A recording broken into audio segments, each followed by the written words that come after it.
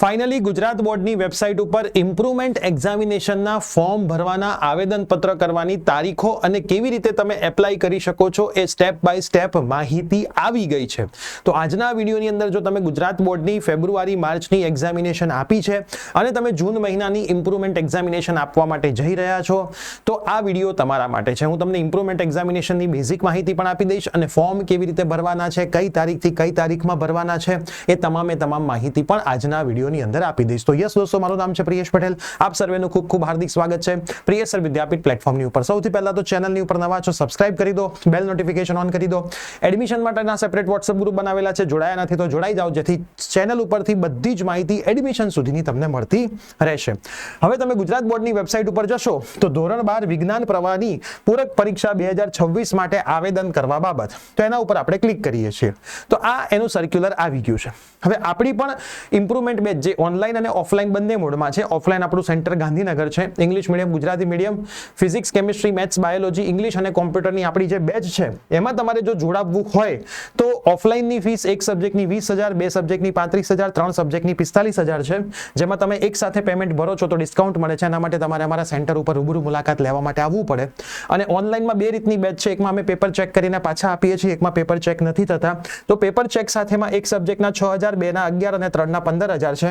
વિધાઉટમાં 4, 7 અને 10 છે. આમાં હવે થોડાક જ એડમિશન બાકી છે, કેમ કે અમે કીધું હતું કે 300 એડમિશન જ અમે લેવાના છીએ અને ઓફલાઈનમાં પણ લિમિટેડ એડમિશન બાકી છે. તો તમારે જો એડમિશન લઈને ભણવાની શરૂઆત કરવી હોય અને માર્ક ઇમ્પ્રૂવ કરવા જ હોય તો આ 3 કોન્ટેક્ટ નંબર અમારા છે, કોન્ટેક્ટ કરીને વધારે માહિતી લઈને તમે અમારી સાથે બેચમાં જોડાઈ શકો છો. બેચની શરૂઆત આવતીકાલથી થવા માટે જઈ રહી છે. અને અમારા જૂના રિઝલ્ટ જાણવા હોય ગયા વર્ષના, ડિસ્ક્રિપ્શનમાં એક વિડીયો મૂક્યો છે, તમે જોઈ લેજો. અમારા રિઝલ્ટ પણ એની અંદર છે. સાથે સાથે રિઝલ્ટ ઇમ્પ્રૂવ કર્યા પછી રાઉન્ડ 2 ની આખી એડમિશન પ્રોસેસ અમે પર્સનલી તમને કરાવી આપીશું. હવે આપણે આ સર્ક્યુલર તરફ આગળ વધીએ તો ગુજરાત માધ્યમિક અને ઉચ્ચતર માધ્યમિક બોર્ડ દ્વારા ગાંધીનગર ધોરણ 12 વિજ્ઞાન પ્રવાહની માધ્યમિક પ્રમાણપત્ર પરીક્ષા ફેબ્રુઆરી માર્ચમાં જે વિદ્યાર્થી એક કે તેથી વધુ વિષયોમાં ગેરહાજર હોય, મતલબ તમે એબસન્ટ રહ્યા છો અથવા ફેલ છો, નાપાસ છો અથવા તો પરીક્ષામાં ઉપસ્થિત થઈ શકશે અને ધોરણ 12 વિજ્ઞાન ઉચ્ચ માધ્યમિક પરીક્ષામાં ફેબ્રુઆરી માર્ચમાં વિદ્યાર્થીઓ પાસ થયેલા છે પરંતુ એના પરિણામને સુધારવા માંગે છે, તો 3 ની વાત આપણે કરી દીધી. ફેલ, પાસ અથવા એબસન્ટ, 3 વિદ્યાર્થી આ પરીક્ષા આપી શકે છે. એનું આવેદન પત્ર શાળાઓએ, જો અહીંયા ક્લિયર લખ્યું છે, હવે તમે એમ કહો સાહેબ મારી શાળા ના પાડે છે, તો આ પરિપત્ર એમને બતાવવાનો અને એમને કહેવાનું મને લેખિત લખી આપો કે મારા ઇમ્પ્રુવમેન્ટનું ફોર્મ તમે નહીં ભરી શકો, શાળાનો સિક્કો મારો, ગુજરાત બોર્ડમાં જતા રહો. ગુજરાત બોર્ડ વાળા તરત એમનું કામ પૂરું કરી દેશે. એટલે આમાં જો ક્લિયર લખ્યું છે પૂરક પરીક્ષા માટેનું આવેદન પત્ર શાળાઓએ બોર્ડની વેબસાઇટ GSEB.org અથવા તો આ પરથી ઓનલાઈન કરવાનું રહેશે. તમારે કશું કરવાનું નથી, તમારે ખાલી શાળાએ જવાનું છે. આવેદન કરવાની પ્રક્રિયા, ફી ભરવાની પ્રક્રિયા શાળા દ્વારા જ લખ્યું છે, શાળા દ્વારા જ ફક્ત ઓનલાઈન જ કરવાની છે. રૂબરૂ કે ટપાલ નથી મોકલવાનું.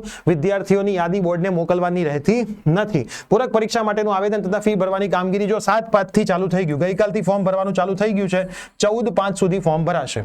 બરાબર, ગઈકાલથી ફોર્મ ભરવાના ચાલુ થઈ ગયા છે. 14/5 સુધી તમે ફોર્મ ભરી શકશો. ઓનલાઈન સ્કૂલ જ કરશે એટલે તમારે સ્કૂલે પહોંચી જવાનું છે. કન્યા અને દિવ્યાંગ ઉમેદવારને કોઈ ફી નથી. બરાબર, વિદ્યાર્થીઓ માટે જે રીતે રેગ્યુલર ફી હતી એ સેમ ટુ સેમ ફીસ આમાં છે. તમારે જેટલામાં ભરવું હોય એટલામાં ભરી શકાય. તો હવે ઘણા પેરેન્ટ્સ અમને એવું પણ પૂછતા હોય છે કે સાહેબ આ ઇમ્પ્રુવમેન્ટ એક્ઝામિનેશન છે બધામાં આપી દેવાય. મારું પહેલું એવું સજેશન હોય છે, ફિઝિક્સ, કેમિસ્ટ્રી, મેથ્સ, બાયોલોજીમાં તમે આપો. ઇંગ્લિશ, કોમ્પ્યુટરમાં કે સંસ્કૃતમાં ફેલ છો તો આપવી જ પડશે, પણ પાસ છો તો એને બહુ ટચ ના કરો, કેમ કે 3 સબ્જેક્ટથી મેરિટ બનીને તમારું આગળ એડમિશન થવાનું છે. મેઇન 3 સબ્જેક્ટ ઉપર જ હંમેશા તમારે ફોકસ કરવું જોઈએ અને ઇમ્પ્રુવમેન્ટ એક્ઝામ આપવી જ જોઈએ. નુકસાન કંઈ નથી, માર્ક્સ વધે છે તો ફાયદા ઘણા બધા ભવિષ્યમાં થશે, તેનું અત્યારે તમને ખબર નહીં પડે, પણ જ્યારે એનો માર્ક્સનો ફાયદો થશે ને ત્યારે તમને એવું થશે કે આપી દીધી તો સારું છે. તમે એક્ઝામ નહીં આપો એનો મતલબ એવું નથી કે ઘણા બધા નથી આપવાના. દર વર્ષે પાસ થયેલા, અત્યાર સુધીનો મારો પર્સનલ એક્સપિરિયન્સ, આ વર્ષનો પણ હું કહું, અમારી બેચમાં ફેલ થયેલા જે વિદ્યાર્થીઓ છે એના કરતાં પાસ થયેલા વિદ્યાર્થીઓએ વધારે એડમિશન લીધું છે, કે એમની આશા છે કે માર્ક્સ ઇમ્પ્રૂવ કરીને રાઉન્ડ 2માં સારી કોલેજમાં જવું છે. તો ખાસ વિદ્યાર્થી મિત્રો એવું ના માનતા કે તમે ઇમ્પ્રુવમેન્ટ નથી આપતા, 60% આયા છે, કોઈ નથી આપવાનું. તમારી પાછળ વાળો 55 વાળો તમારા કરતા આગળ નીકળી જશે, તમને ખબર નહીં પડે. તો તમારે જો બેચમાં જોડાવું છે તો કોન્ટેક્ટ કરજો, આ વિડીયો તમારા મિત્રોને શેર કરજો. ઇમ્પ્રુવમેન્ટ એક્ઝામનું કોઈ પણ નુકસાન નથી, ખાલી એક જ નુકસાન છે કે 1.5 મહિનો મહેનત વધારે કરવી પડશે. એક્ઝામિનેશન આવતા મહિનાની 16 થી 20 તારીખની આજુબાજુ આવી જશે. જેમ બોર્ડમાં પેપર હતા એવા જ પેપર આવશે. એક રજાઓ વચ્ચે તમારી એક્ઝામિનેશન હશે. થોડાક ટાઈમમાં એનો પરિપત્ર આવી જશે અને એનું રિઝલ્ટ 15 થી 20 દિવસમાં આવી જતું હોય છે. બરાબર, તો તમારું પછી એડમિશન પ્રોસેસ રાઉન્ડ 2 ની સરસ રીતે થઈ શકે. હવે આ વિડીયો તમારા એ મિત્રોને શેર કરી દો જે પણ ઇમ્પ્રુવમેન્ટ આપવાના હોય છે. બેચમાં જોડાવવું હોય ડિટેલ વિડીયો ડિસ્ક્રિપ્શનમાં છે, કોન્ટેક્ટ કરી શકો છો. મળીએ છીએ. Bye bye, take care.